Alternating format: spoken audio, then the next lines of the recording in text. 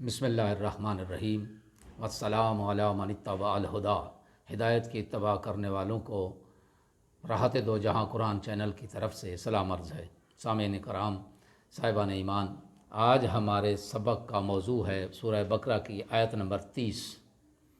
بسم اللہ الرحمن الرحیم وَإِذْ قَالَ رَبُّكَ لِلْمَلَائِكَةِ إِنِّي جَاعِلٌ فِي الْأَرْضِ خَلِيفَةً قَالُوا أَتَجْعَلُ فِيهَا مَن يُفْسِدُ فِيهَا وَيَسْفِكُ الدِّمَاءَ نَحْنُ نُسَبِّحُ بِحَمْدِكَ وَنُقَدِّسُ لَكَ قَالَ إِنِّي أَعْلَمُ مَا لَا تَعْلَمُونَ۔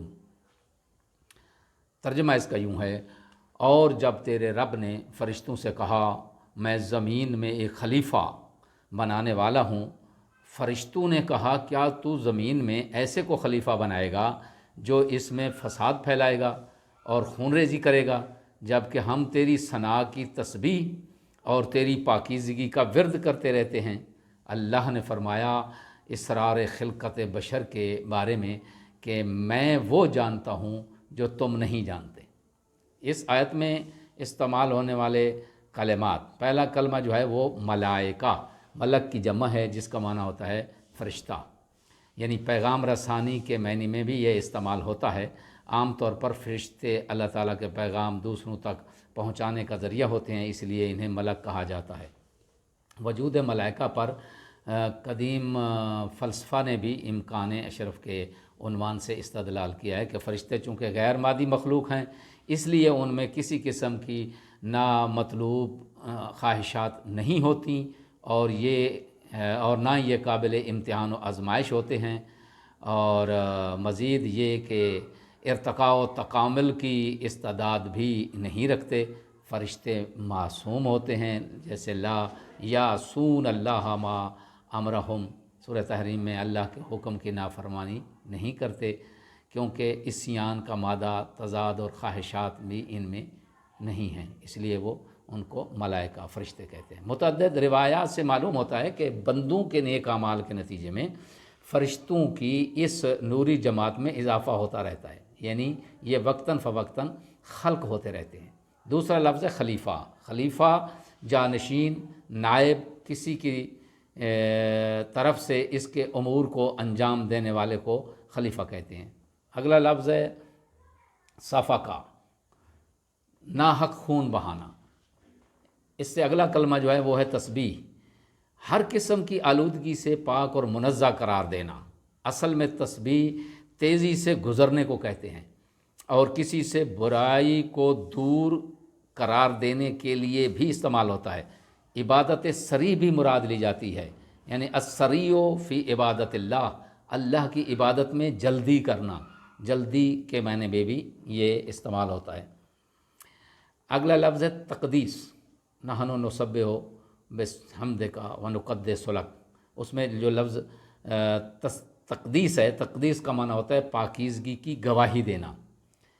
اس آیت کی تفسیر بہت طولانی ہے، لیکن مختصر یوں ہے کہ خلافت الہیہ، اللہ تعالیٰ نے ارادہ فرمایا کہ روئے زمین پر ایک مکلف مخلوق امتحان اور آزمائش کے لیے بھیجی جائے تاکہ یہ دیکھا جا سکے کہ احسن عمل کا امتیازی نشان کون حاصل کرتا ہے۔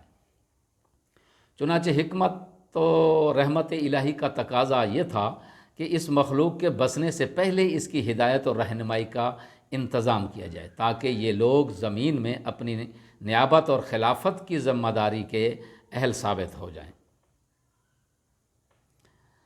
لہٰذا اس مخلوق کی خاطر اللہ نے یہ سب کچھ کو، کائنات میں جو کچھ ہے سب کچھ خلق فرمایا، اور علم آدم الاسماء، اللہ نے پھر آدم کو تمام نام سکھا دیے، اور نیز یہ بھی فرمایا کہ علم الانسان ما لم یعلم، اس نے انسان کو وہ علم سکھا دیا جسے وہ نہیں جانتا تھا۔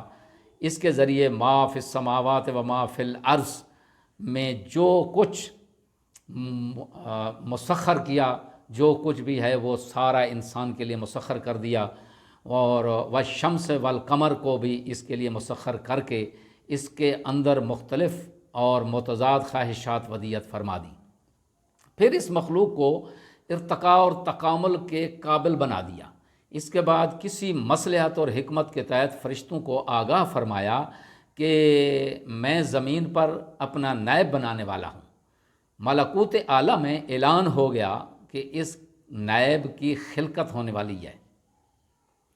حضرت امام جعفر صادق علیہ الصلوۃ والسلام سے روایت ہے کہ الحجت قبل الخلق و ما الخلق و بعد الخلق، حجت خدا خلقت سے پہلے، خلقت کے ساتھ اور خلقت کے بعد بھی ہے۔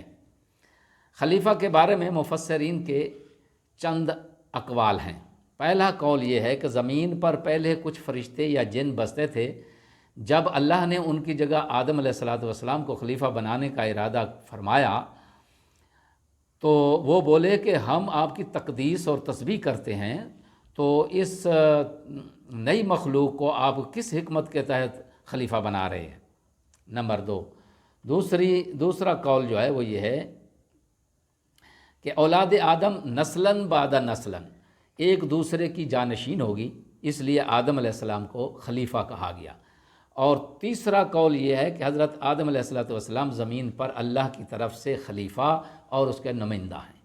ان 3 اقوال میں سے جو آخری قول ہے یہ درست ہے، اور اس کی تائید میں متعدد آیات بھی پیش کی جاتی ہیں۔ بسم اللہ الرحمن الرحیم، پہلی آیت جو سورہ انعام میں ہے، وَهُوَ الَّذِي جَعَلَ لَكُمْ خَلَائِفَ الْأَرْضِ وَرَفَعَ بَعْضَكُمْ فَوْقَ بَعْضٍ دَرَجَاتٍ لِيَبْلُوَكُمْ فِي مَا آتَاكُمْ۔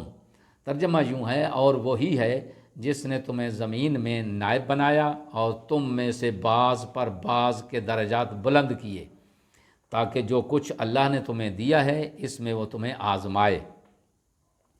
انسان کے خلیفۃ اللہ ہونے کی 2 صورتیں ممکن ہیں۔ پہلی صورت، انسان عالم شہود اور عیاں اور محسوس دنیا میں اللہ کا جانشین ہے، کیونکہ اللہ تعالیٰ خود عالم محسوس میں نہیں آ سکتا، لہٰذا انسان کی شکل میں اللہ نے تجلی فرمائی، اس لیے انسان کو خلیفہ بنایا۔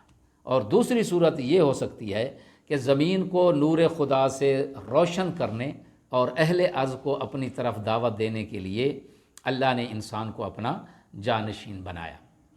اس صورت میں ہادیان برحق ہی خلیفۃ اللہ ہو سکتے ہیں۔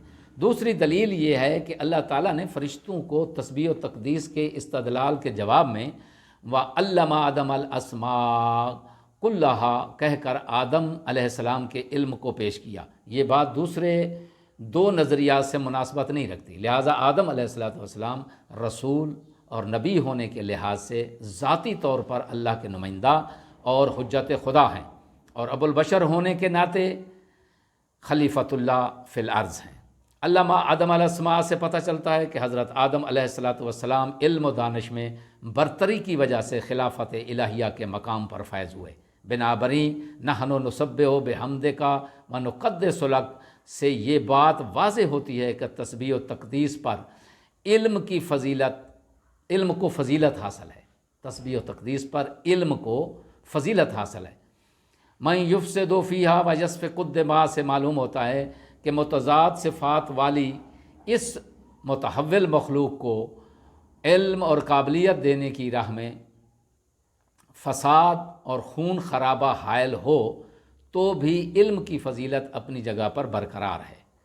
علم ملائکہ، فرشتوں کو کیسے علم ہوا کہ بنی نوع انسان کی خلافت سے روئے زمین پر فساد اور خون خرابہ ہوگا؟ یہاں عموماً چند جواب دیے جاتے ہیں۔ پہلا یہ کہ فرشتے زمین پر چلنے والی سب کا مخلوقات میں اس بات کو دیکھ چکے تھے۔ دوسرا یہ کہ خدا نے انہیں پہلے بتا دیا تھا۔ تیسرا یہ کہ ملائکہ خود سمجھ گئے تھے کہ مادی مخلوق متضاد اور مختلف قوتوں کی مالک ہوتی ہے۔ اس میں اگر جذبہ ایثار ہے تو جذبہ انتقام بھی موجود ہے، رحم کا مادہ پایا جاتا ہے تو غضب کی خصلت بھی پنہاں ہے، لہٰذا روئے زمین پر مختلف خواہشات کی جنگ رہے گی اور یہ مخلوق مفادات کے ٹکراؤ کی صورت میں ایک دوسرے سے دست و گریباں رہیں گے، کیونکہ زندگی تو اجتماعی ہی ہو سکتی ہے، انفرادی تو ممکن ہی نہیں ہے۔ ملائکہ کا یہ خیال تھا کہ خلقت کا واحد مقصد تسبیح و تقدیس ہے، جسے وہ بطریق احسن انجام دے رہے ہیں۔ ارشاد قدرت ہوا انی عالم و ما لا تعلمون، فرشتوں کو معلوم ہونا چاہیے تھا کہ مقصد خلقت ان کے اس عمل تک محدود نہیں، بلکہ مطلوب خالق کچھ اور ہے۔ اس آیت میں جو نقطے بیان ہوئے ہیں اس میں 6 اہم نکات ہیں۔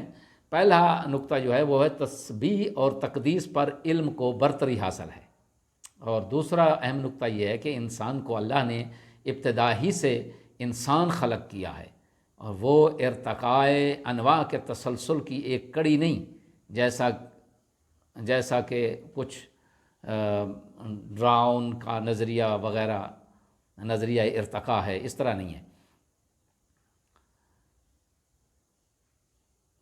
تیسرا جو نقطہ ہے وہ روئے زمین پر انسان کو آزمائش کے لیے بھیجا گیا، اور اسے ایک دیرینہ اور ازلی دشمن اور اس کے ناپاک عزائم سے آگاہ بھی کر دیا گیا۔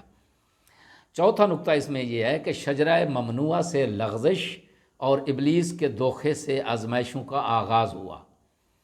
پانچواں نقطہ یہ ہے کہ آزمائش میں کامیابی کا معیار علم اور حسن عمل ہے، اور چھٹا یہ ہے کہ خلیفہ کے انتخاب کا حق صرف اللہ تعالیٰ کو حاصل ہے۔ وآخر دعوانا ان الحمد للہ رب العالمین۔